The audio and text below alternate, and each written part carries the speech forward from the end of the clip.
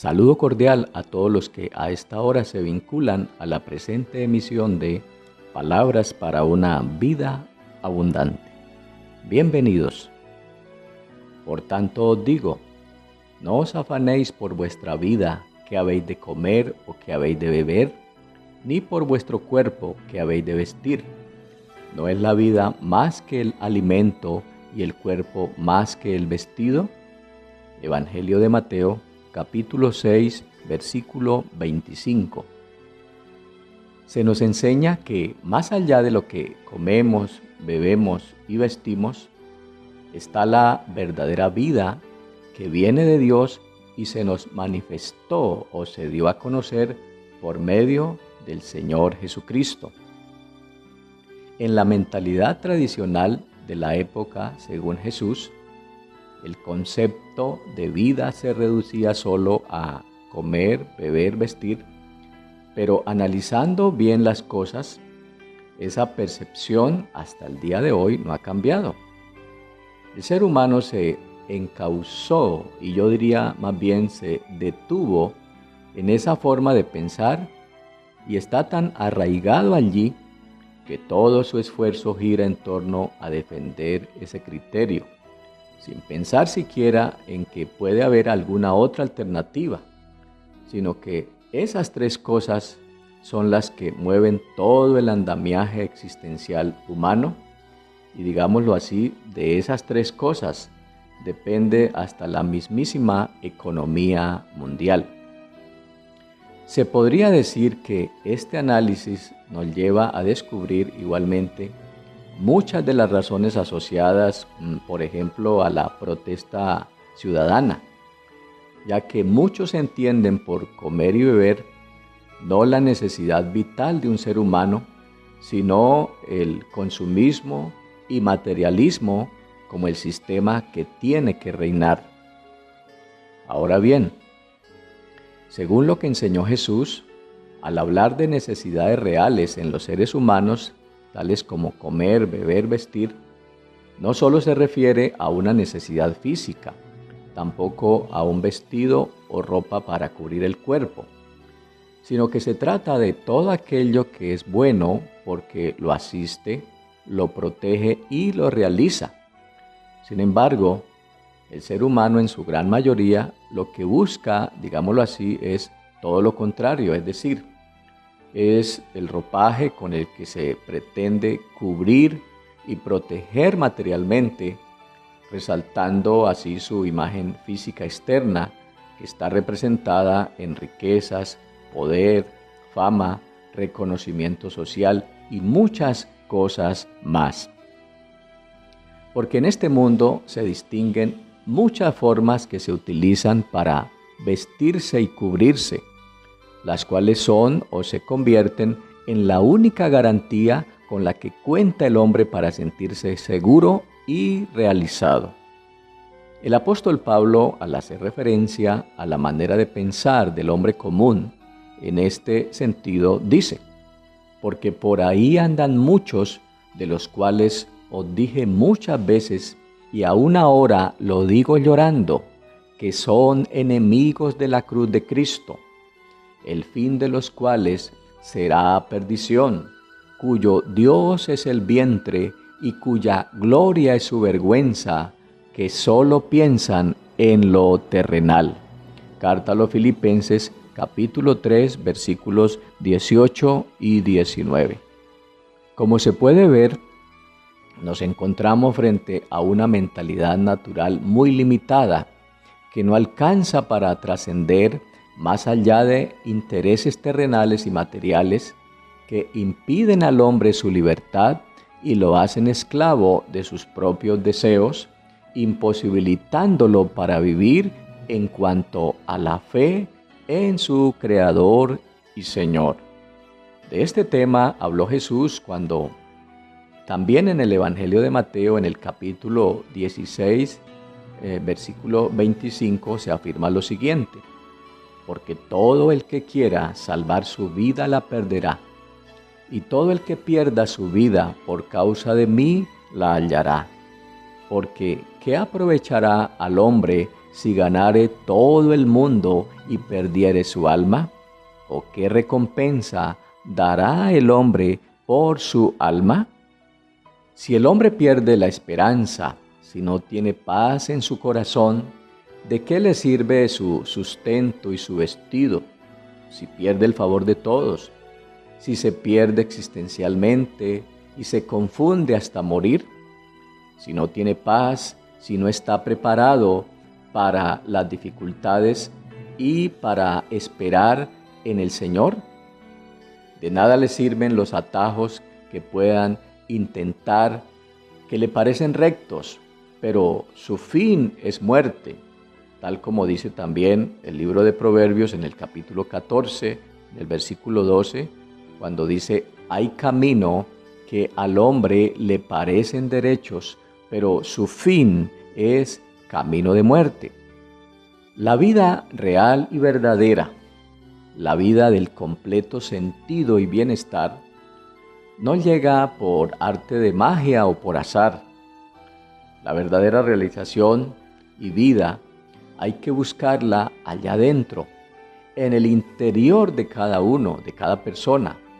Es allí donde está la única fuente de bendición revelada por Dios y enseñada por nuestro Señor Jesucristo. Y como la realización de la vida se debe buscar con tesón y devoción en cada uno de nosotros, el Señor Jesucristo, según el Evangelio de Mateo en el capítulo 6, versículo 26, complementa esta idea con la siguiente afirmación: mirad las aves del cielo, que no siembran ni siegan, no recogen en graneros, y vuestro Padre Celestial las alimenta. ¿No valéis vosotros mucho más que ellas? Entonces nos podemos plantear la siguiente y muy sencilla reflexión. Dios sustenta a las aves, es verdad, pero no les lleva el grano o el alimento a su nido. Cada una de ellas debe salir a buscarlo. Y esa es precisamente la demanda que tenemos. Nos debemos mover en fe a trabajar la verdadera vida como la llamó Jesús, vida abundante o ríos de agua viva.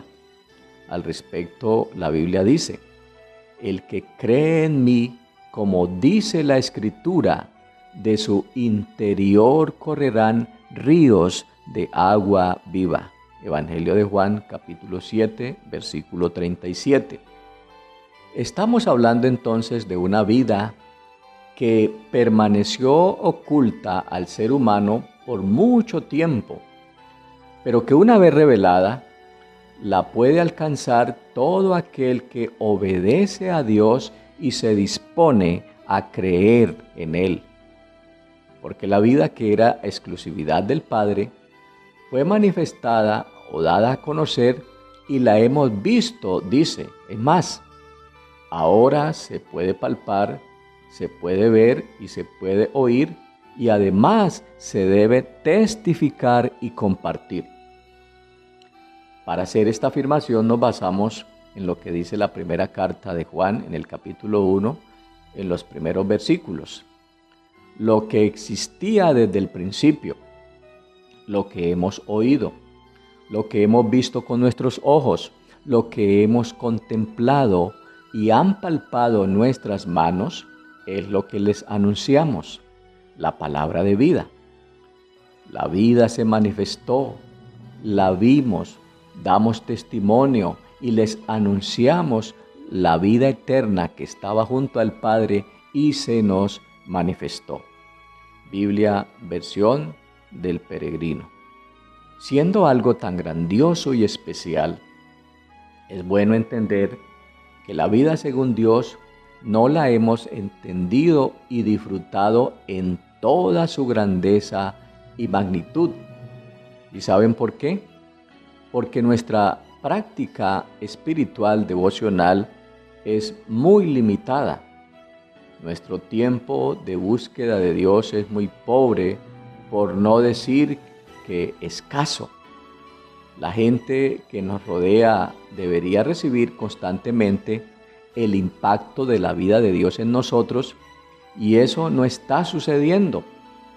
En muchos casos lo que se recibe de mucha gente es todo lo contrario, como también lo dijera el Señor Jesucristo refiriéndose a los buenos y malos pastores de ovejas, cuando afirma que el ladrón no viene sino para hurtar y matar y destruir. Yo he venido, dice él, para que tengan vida y para que la tengan en abundancia. Evangelio de Juan, capítulo 10, versículo 10. Debería estar sucediendo en este tiempo que mucha gente reciba de cada uno de nosotros como creyentes el impacto positivo de la vida de Dios en nosotros, antes que la vana manera de vivir que enseña la cultura circundante. De este sistema de cosas y de la manera como el mundo concibe la vida, no se puede esperar nada bueno. Pero de los que creen y buscan a Dios, se debe esperar una vida plena. Así que, estimados amigos y hermanos, el camino de la vida es un camino muy distinto a lo que tradicionalmente nos han trazado los manejadores de opinión de esta sociedad. Porque la vida según Dios, la que se nos ha revelado por el Evangelio y que hoy día damos a conocer, no tiene que ver con edad, tiempo y mucho menos con llenarse de cosas y bienes materiales, sino la búsqueda de un logro que cautiva y perfecciona la esperanza en un mejor mañana. Se trata de una búsqueda de la vida verdadera que yo tengo que hacer sí o sí, incluso contra mi propio gusto. Es, digamos, tener que doblegar mi orgullo con tal de hacer de mí un instrumento de verdad. Para ello no es extraño pensar que tengo que ir en contra del sistema, en contra de mi familia, de mis amigos, en contra de todo el mundo. Según lo que dice la Sagrada Escritura, ese gusto por la vida de Dios, en contravía de la concepción de la cultura, tanto en aquel tiempo como en la contemporánea, lo comenzó a cultivar Jesús desde muchacho. Según el Evangelio de Lucas, al acabarse la fiesta, tradición cultural religiosa, como era de esperarse, todo mundo regresó a casa, a la rutina diaria.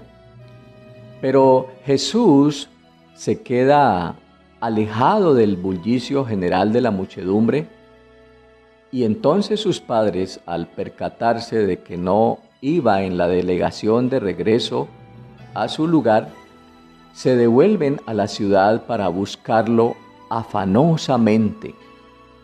Lógicamente, al encontrarlo, viene la reprimenda, el llamado de atención. ¿Por qué nos has hecho esto? La Biblia, versión del Peregrino, dice que ellos al verlo quedaron desconcertados y le preguntaron: Hijo, ¿por qué nos has hecho esto?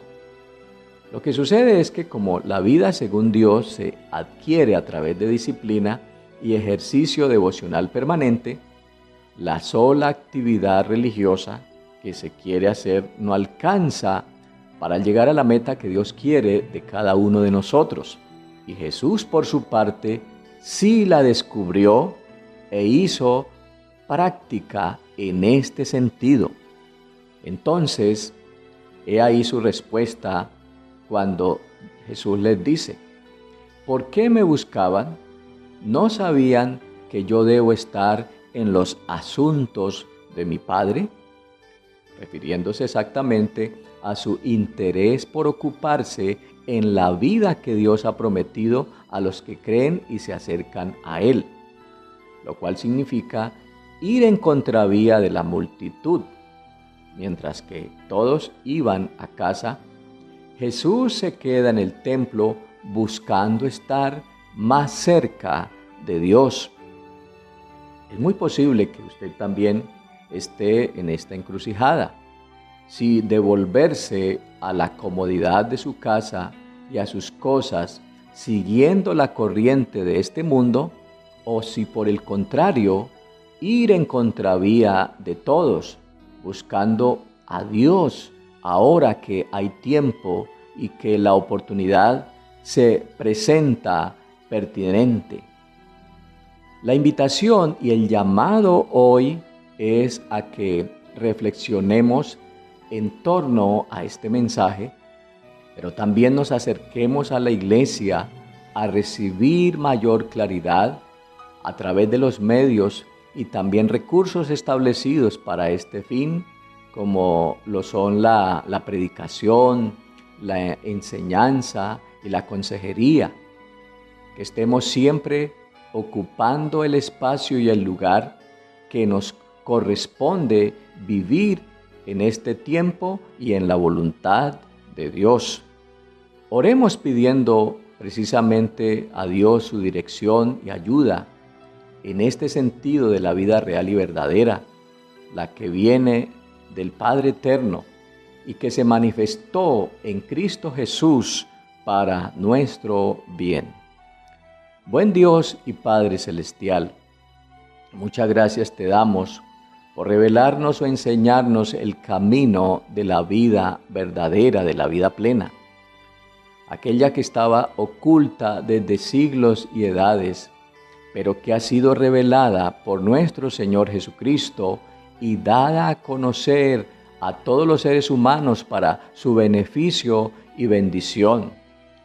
Que así podamos, Señor, enfrentar el reto que como sociedad debemos asumir en este tiempo. No nos dejes, por tanto, oh Dios, divagar más en el error. Permítenos fortalecer nuestra vida en este orden, en la claridad recibida también a través de su palabra. Nuestro deseo es poder llegar a muchas más personas que muy posiblemente pueden estar confundidas en cuanto a su vida y futuro eterno que tendrán. Te lo pedimos, oh Dios, en el nombre de Jesucristo. Amén.